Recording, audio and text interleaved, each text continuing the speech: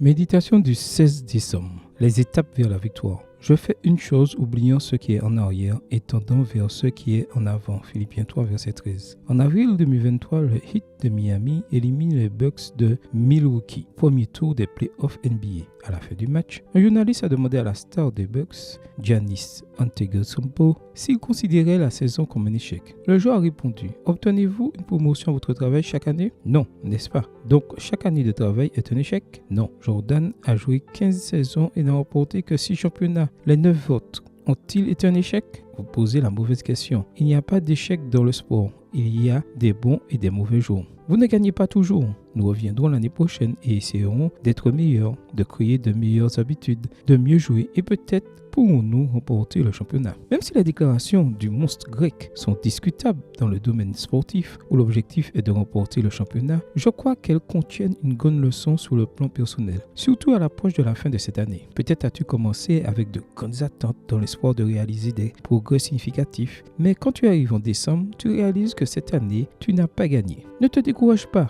Ta course n'est pas terminée. Comme Giannis l'a dit dans l'interview, il s'agit de faire des pas vers la victoire. Reviens avec plus d'énergie et essaie d'être meilleur. Cultive de bonnes habitudes. Mobilise tous tes efforts pour l'objectif que tu t'es fixé.